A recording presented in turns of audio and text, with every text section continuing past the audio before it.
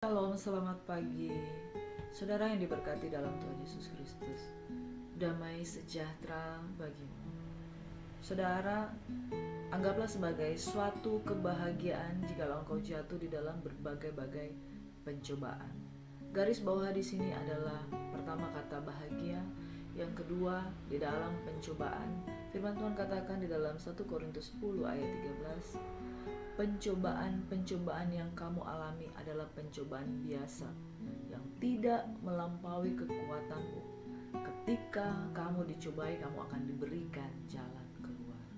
Bapak, Ibu, Saudara, adik-adik, sahabatku, kekasihku di dalam Tuhan, jangan marah jikalau engkau mengalami ujian di dalam hidupmu. Bukankah ujian itu akan menghasilkan ketekunan? Bukankah setiap ujian, baik kamu di sekolah, di fakultas, ketika kamu diuji, dan setelah ujian itu apa yang terjadi? Keberhasilan, bahwa kamu sudah menyelesaikan ujian dan kamu akan mendapatkan sertifikat, certified sebagai seorang yang dianggap kompeten di dalam bidangnya. Bapak, Ibu, Saudara, jangan marah jikalau engkau mengalami ujian di dalam kehidupanmu, sebab itu akan melahirkan kualitas dan kompetensi kamu di dalam menghadapi masalah tersebut. Saudara yang diberkati, mari pagi hari ini kita awali dengan bersyukur, kita awali dengan doa, kita awali dengan firman Tuhan. Nantikanlah Tuhan, berjaga-jagalah, sebab kedatangan Tuhan Yesus sudah sangat dekat. Mari kita satu dalam doa, kita sambut firman Tuhan. Bapa di surga, terima kasih. Terima kasih Tuhan buat firman-Mu, terima kasih buat hadirat-Mu. Ketika kami menanti-nantikan Tuhan, maka kami mendapatkan kekuatan baru. Ajar kami untuk menghitung hari-hari agar kami beroleh hati yang bijaksana. Kami sambut firman-Mu. Di dalam nama Yesus Tuhan, kami berucap syukur. Amin. Bapak, Ibu, Saudara, pagi hari ini kita akan belajar firman Tuhan tentang kedatangan Tuhan Yesus pada kali yang kedua. Berjaga-jagalah dan berdoalah, persiapkanlah dirimu. Mari saudaraku, kalau kita mau menantikan kedatangan Tuhan, kita mempersiapkan diri. Karena Kristus datang, ibarat kita sedang menantikan seorang mempelai laki-laki. Mempelai laki-laki akan menjemput mempelai wanita yang didapati siap.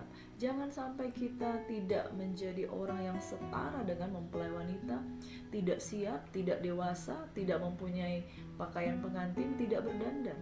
Tapi hendaklah kita mempersiapkan diri seolah-olah kedatangan Tuhan hari ini segera Dia menjemput kita. Dan ketika hari itu tiba, bukankah saudara dan saya harus siap? Firman Tuhan pagi hari ini mari kita dengarkan bersama-sama. Demikian firman Tuhan, kedatangan Tuhan. Selanjutnya, kami tidak mau saudara-saudara bahwa kamu tidak mengetahui tentang mereka yang meninggal, supaya kamu jangan berduka cita seperti orang-orang lain yang tidak mempunyai pengharapan. Karena jikalau kita percaya bahwa Yesus telah mati dan telah bangkit, maka kita percaya juga bahwa mereka yang telah meninggal dalam Yesus akan dikumpulkan Allah bersama-sama dengan Dia. Ini kami katakan kepadamu dengan firman Tuhan. Kita yang hidup yang masih tinggal sampai kedatangan Tuhan sekali-kali tidak akan mendahului mereka yang telah meninggal. Sebab pada waktu tanda diberi, yaitu pada waktu penghulu malaikat berseru dan sangkakala Allah berbunyi, maka Tuhan sendiri akan turun dari sorga, dan mereka yang mati dalam Kristus akan lebih dahulu bangkit. Sudah itu kita yang hidup yang masih tinggal akan diangkat bersama-sama dengan mereka dalam awan menyongsong Tuhan di angkasa. Demikianlah kita akan selama-lamanya bersama-sama dengan Tuhan. Karena itu hiburkanlah seorang akan yang lain dengan perkataan-perkataan ini. Saudara, pada firman Tuhan pada ayat 13 hingga 18 ini mengingatkan kita bahwa tentang kedatangan Tuhan. Kedatangan Tuhan pada kali yang kedua. Yang penting di sini adalah semua orang siap menantikan kedatangan Tuhan. Ada orang-orang yang sudah mendahului meninggal dunia, dan ada orang-orang yang masih tinggal hidup. Tapi orang-orang yang baik yang sudah dahulu mati maupun yang tinggal hidup adalah orang-orang yang harus memastikan dirinya tinggal di dalam Tuhan, tinggal di dalam Kristus. Mari kita baca firman Tuhan di ayat yang ke-16. Sebab pada waktu tanda diberi, yaitu pada waktu penghulu malaikat berseru dan sangkakala Allah berbunyi, maka Tuhan sendiri akan turun dari surga, dan mereka yang mati dalam Kristus. Orang yang dikatakan layak untuk menyambut kedatangan Tuhan, ketika Tuhan turun dari sorga, orang-orang yang mati bukan mati secara fisik saja, tapi mati dalam imannya dalam Kristus. Kelompok ini akan lebih dahulu bangkit. Kelompok yang sudah mati secara tubuh jasmani dan mereka didapati iman yang ada di dalam Kristus akan lebih dahulu mendapat prioritas. Jadi mereka adalah VIP priority. Mereka akan lebih dahulu dijumpai oleh Tuhan. Sesudah mereka ada kelompok yang berikutnya. Kita yang hidup, yang masih tinggal, akan diangkat bersama-sama dengan mereka dalam awan menyongsong Tuhan di angkasa.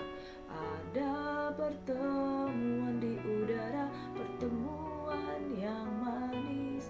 Jadi Tuhan datang, tapi Dia di udara dan kita diangkat bertemu dengan Tuhan di angkasa. Di sini adalah rapture. Demikianlah kita akan selama-lamanya bersama-sama dengan Tuhan. Saudara, saya mau menyampaikan visi ini di hadapan saudara-saudara, bahwa kerinduan kita sebagai orang percaya bukan sekedar kita ingin masalah-masalah kita di dunia ini selesai, tapi bagaimana supaya kita didapati Tuhan berkenan pada waktu kita didapati kemudian meninggal, atau pada waktu kita didapati ketika kita masih dalam keadaan hidup, kita menjadi orang yang menanti-nantikan kedatangan Tuhan, berjaga-jaga pada waktu menanti-nantikan Tuhan. Maka kita akan masuk di dalam kelompok antara dua kelompok ini, yaitu mati dalam Tuhan atau hidup ketika ada di dalam Tuhan. Mati ketika ada di dalam iman kepada Tuhan dan hidup ketika kita dalam iman kepada Tuhan, itulah orang-orang yang didapati berkenan di hadapan Tuhan akan terangkat, rapture, dan kemudian Tuhan turun di angkasa, ada perjumpaan dengan Tuhan. Karena jikalau kita percaya bahwa Yesus telah mati dan telah bangkit, maka kita percaya juga bahwa mereka yang telah meninggal dalam Yesus akan dikumpulkan Allah bersama-sama dengan Dia. Ayat firman Tuhan ini hampir selalu diberitakan pada waktu ibadah duka. Tapi saya mau katakan, bagi kita yang masih berguna untuk siapa? Kalau orang yang sudah meninggal itu diberitakan firman Tuhan ini. Firman Tuhan di rumah duka ini akan berguna bagi orang-orang yang masih tinggal hidup, orang-orang yang masih punya pengharapan, orang-orang yang masih punya kesempatan untuk hidup memperbaiki kehidupannya. Dan bagi orang yang sudah mati, semua yang telah dilakukan pada waktu dia hidup, perbuatan-perbuatan itu akan menyertai dia sampai pada kehidupan yang kekal. Apakah dia akan hidup 2 kali ataukah dia akan mati 2 kali? Orang yang 2 kali lahir 2 kali hidup, tapi orang yang 1 kali lahir maka dia akan 2 kali mati. Mati jasmani, mati rohani. Tapi orang yang lahir baru, tubuh, roh dan jiwanya akan mendapatkan tubuh manusia kebangkitan. Dia hidup di dunia, dia hidup juga di dalam kehidupan yang kekal. Saudara, aku memperhadapkan kepadamu pada hari ini, berkat atau kutuk. Pilihlah berkat, maka engkau akan hidup. Pilihlah Yesus, maka engkau akan selamat. Saudara, kita bicara tentang Yesus, kita bicara tentang keselamatan. Tidak semudah itu orang percaya tentang Yesus. Saya seringkali konseling dengan orang-orang yang menyebut dirinya Kristen, tetapi imannya seolah-olah mati. Kenapa saya katakan imannya seolah-olah mati? Dia hidup tapi seperti orang yang tidak punya pengharapan. Dia masih hidup tapi seolah-olah menjadi orang yang selalu kalah, menjadi orang-orang yang selalu ditentukan untuk mengalami kutuk. Saudara, saya mau katakan, bukankah barang siapa di dalam Kristus ia sudah lepas dan bebas daripada kutuk? Saudara, kita perkatakan bahwa Yesus akan menjemput kita di awan-awan.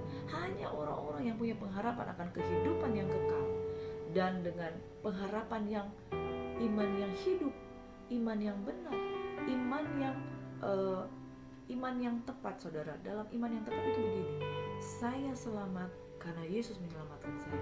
Tapi kalau iman yang tidak tepat, saya memang Kristen, tapi kalau saya mati, saya tidak tahu mau lari kemana. Nah, ini iman yang tidak benar. Karena iman yang benar percaya bahwa Yesus sudah menyelesaikan segala sesuatunya untuk kita. Yesus sudah menyediakan tempat bagi kita. Yesus sudah menyelesaikan segala dosa-dosa di kayu salib. Kalau Yesus sudah menyelesaikan, ngapain saudara menyelesaikannya sendiri?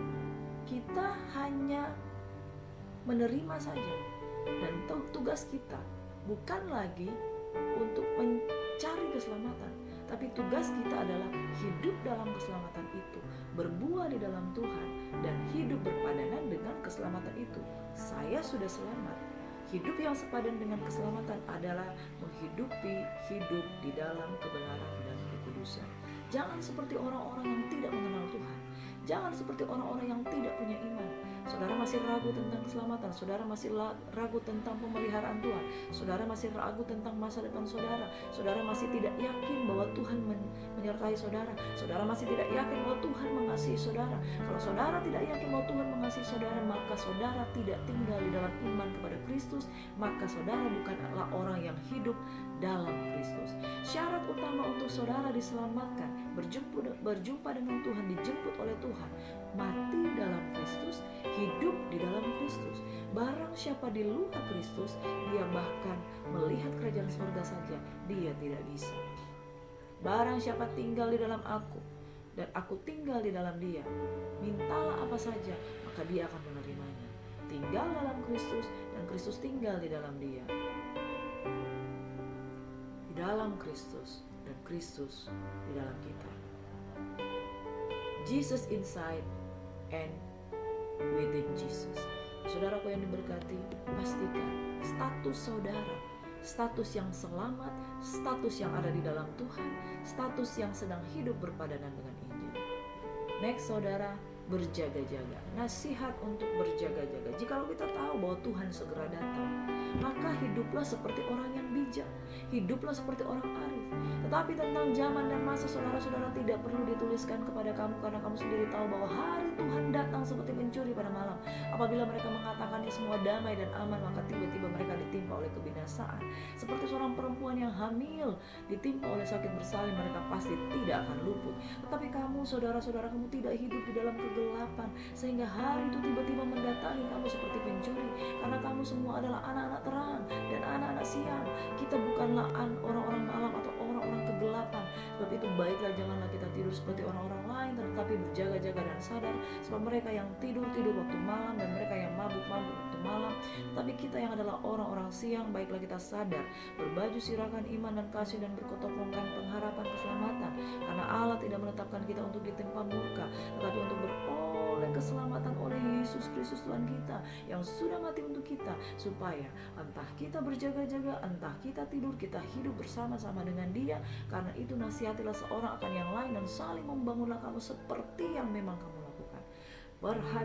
Perhatikan saudara. Hari Tuhan datang seperti pencuri. Hari Tuhan itu seperti pencuri yang tiba-tiba tidak ada pemberitahuan. Tiba-tiba ditimpa kebinasaan, seperti seorang perempuan hamil yang ditimpa oleh tiba-tiba dia harus melahirkan. Nah, kalau seorang harus melahirkan, suaminya harus menjadi siaga satu, sudah prepare apa yang harus mau dibawa, sehingga ketika waktu itu tiba, tidak terlambat. Saudara, kamu tidak hidup lagi dalam kegelapan. Perhatikan saudara, ketika tiba-tiba orang-orang yang hidup di dalam terang itu langsung diangkat. Tapi orang-orang yang tinggal di dalam kegelapan, dia akan bingung. Wah, saya belum ini, saya belum ini, saya belum ini. Nah, kata belum ini, hari ini saudara siapkan. Hari Tuhan itu datang seperti pencuri. Kamu adalah anak-anak terang. Kita ditentukan untuk hidup di dalam terang, bukan sembunyi-sembunyi, bukan simpan-simpan dosa, bukan tinggal di dalam kegelapan seolah-olah Tuhan tidak akan datang, bukan tinggal dalam kegelapan menyembunyikan segala dosa-dosa. Kita bukanlah orang-orang malam atau orang-orang kegelapan.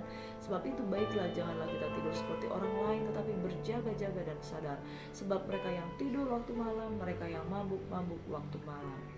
Tetapi kita adalah orang-orang siang, baiklah kita sadar.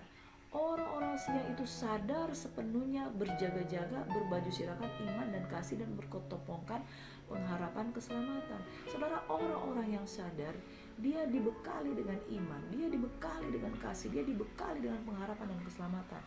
Karena saudara, inilah yang menjadi destiny kita. Kita tidak ditetapkan untuk mendapat murka, tapi kita ditetapkan untuk beroleh keselamatan oleh Yesus Kristus. Memang saudara, ada waktunya kita tidur, Ya, 5 anak darah itu yang bijaksana maupun 5 anak darah yang bodoh, mereka juga tertidur karena saking lamanya menunggu. Tetapi tidur dalam keadaan apa? Berjaga-jaga, tidur dalam keadaan punya persiapan, baik pelita maupun persiapan minyak. Sehingga ketika kita tertidur, saudara, waktunya Tuhan datang, kita terbangun. Makanya saudara, nasihatilah seorang yang akan yang lain, saling membangunlah kamu seperti yang memang kamu lakukan. Bagaimana cara membangun? Membangunnya dalam iman, membangunnya dalam firman, membangunnya dalam roh pujian dan penyembahan, membangunnya di dalam nasihat-nasihat sebagaimana orang kudus yang selalu mengingatkan, jangan jatuh dalam dosa, jangan meninggalkan Tuhan, jangan menjadi orang yang tidak setia, tapi berbuahlah. Saudara perhatikan, hari Tuhan datang seperti pencuri. Orang-orang yang setia akan diangkat waktu dia di dalam statusnya dalam Kristus. Di dalam Kristus ada nasihat, di dalam Kristus ada penghiburan, di dalam Kristus ada keselamatan, dan di dalam Kristus, firman Tuhan katakan di dalam Efesus, kita dimeteraikan dengan Roh Kudus.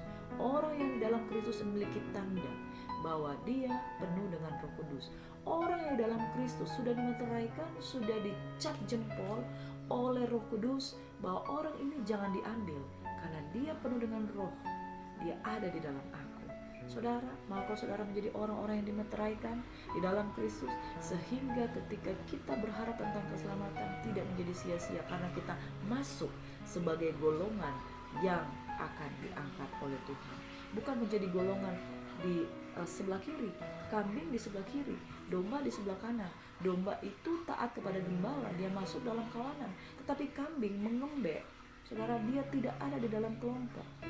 Makanya saudaraku yang diberkati, orang-orang yang peka dengan suara Tuhan, dituntun dengan suara Tuhan, digembalakan dan tinggal dalam Kristus, mereka layak disebut orang-orang di dalam Kristus. Amin. Hari Tuhan itu ada yang menantikan, ada juga yang mengejek. Yang terutama harus kamu ketahui bahwa pada hari-hari zaman akhir akan tampil pengejek dengan ejek-ejekannya. Kenapa mereka mengejek? Karena mereka memang hidup menuruti hawa nafsu. Di manakah janji tentang kedatangannya itu? Sebab sejak bapak-bapak leluhur kita meninggal, segala sesuatu tetap seperti semula pada waktu dunia diciptakan. Orang yang mengejek ini karena memang dia sudah keluar dari kelompok. Dia sudah hidup menuruti hawa nafsunya. Otomatis saudara, dia tidak hidup di dalam roh. Ketika dia tidak hidup di dalam roh, dia akan mengejek orang-orang yang menjaga iman. Akan tetapi saudara-saudaraku yang kekasih, yang satu ini tidak boleh kamu lupakan, yaitu bahwa di hadapan Tuhan satu hari seperti 1000 tahun dan 1000 tahun sama seperti 1000 hari. Tuhan tidak lalai menepati janjinya sekalipun ada orang yang menganggapnya sebagai kelalaian, tetapi ia sabar terhadap kamu karena ia menghendaki supaya jangan ada yang binasa, melainkan semua orang supaya berbalik dan bertobat. Tetapi hari Tuhan akan tiba seperti pencuri. Pada hari itu langit akan lenyap dengan gemuruh yang dahsyat, dan unsur-unsur dunia akan hangus dalam nyala api, dan bumi dan segala yang ada di atasnya akan hilang lenyap. Perhatikan saudara, jangan hidup sebagai kelompok-kelompok yang tidak percaya, apalagi pengejek-pengejek, apalagi hidup menuruti hawa nafsunya. Ada melayani tapi justru berzina. Ada mengikuti Tuhan tapi justru tidak hidup di dalam damai sejahtera dan mengikuti kata hati kepahitannya. Hidup menuruti hawa nafsu sama seperti orang-orang yang tidak tinggal di dalam Kristus. Hidup dengan mengejek kedatangan Tuhan sama seperti orang yang tidak menghendaki kedatangan Tuhan. Akan tetapi saudara-saudara, perhatikan hal ini. Hari Tuhan akan datang seperti pencuri, baiklah kita berjaga-jaga dan berdoa. Saudara, mari satu dalam doa. Terima kasih Bapa di surga, kehendak-Mu yang jadi dalam kehidupan kami. Kami rindu untuk menjadi orang-orang yang taat, orang-orang yang di dalam Kristus, tidak hidup di luar Kristus. Orang-orang yang di dalam Kristus, hidup berpadan dengan Injil, setia, taat, memperbaiki kelakuannya dalam firman Tuhan. Bapa di surga, ajar kami untuk memelihara iman. Ajar kami untuk berjalan supaya kami mencapai garis akhir. Ajar kami untuk mengejar apa yang mendatangkan mahkota kehidupan, kemuliaan bagi Allah di tempat yang maha tinggi. Bapa, aku berdoa Tuhan, bagi kekasih-kekasih-Mu yang kehilangan jati diri, pengharapan, kehilangan iman. Aku berdoa untuk kekasih-kekasih-Mu yang hari ini hidup jatuh menuruti hawa nafsunya. Biarlah mereka boleh kembali kepada imannya yang semula, kasihnya yang semula, supaya mereka tahu orang yang tinggal di dalam Tuhan, destininya akan mengalami perjumpaan dengan Tuhan. Secara pribadi kami hidup di dalam Tuhan, dan secara korporat kami akan menjadi kelompok yang diangkat, berjumpa dengan Tuhan, bahkan makan dan minum di dalam perjamuan kawin anak domba. Kami didapati masuk di dalam kelompok yang diselamatkan sebagai domba-domba kawanan Allah yang akan masuk ke dalam perjamuan kawin anak domba. Tuhan, kiranya Engkau memberkati, menguatkan umat Tuhan, dan bangunlah diri kami Tuhan untuk saling menguatkan, saling membangun, saling menasihati, supaya kami didapati Tuhan berkenan. Bapa, dalam nama Yesus kami berdoa untuk VIP list Tuhan, orang-orang yang di dalam pokok-pokok doa kami dimanapun mereka berada. Kuatkan dan teguhkan hati mereka. Kuatkan Helen, Shirley, Jerry Tuhan. Kuatkan Yulia, kuatkan Olivia, Lengkong Tuhan. Di dalam Tuhan kerinduannya untuk mengalami perubahan, pertolongan Tuhan. Bebaskan mereka dari segala ikatan dan belenggu. Murid-murid kami di dalam Tuhan, kiranya mereka boleh mengalami pemulihan, kekuatan dalam Tuhan. Di dalam nama Yesus Tuhan, Tuhan kiranya memberkati dan melindungi Engkau, menyinari Engkau dengan wajah, berikan Engkau kasih karunia. Tuhan menghadapkan wajahnya padamu dan berikan damai sejahtera. Keluar masukmu diberkati, dibimbing, dipimpin oleh Tuhan. Dan Engkau didapati Tuhan setia, baik mati, baik hidup. Biarlah Tuhan mendapati kami ada di dalam Kristus. Semua orang yang ada di dalam Kristus akan menyongsong kedatangan Tuhan di angkasa. Dalam nama Yesus kami berucap syukur. Haleluya. Amin. Terkasih Tuhan, berharaplah kepada Tuhan, sebab Dia adalah pertolongan kita yang sejati. Amin.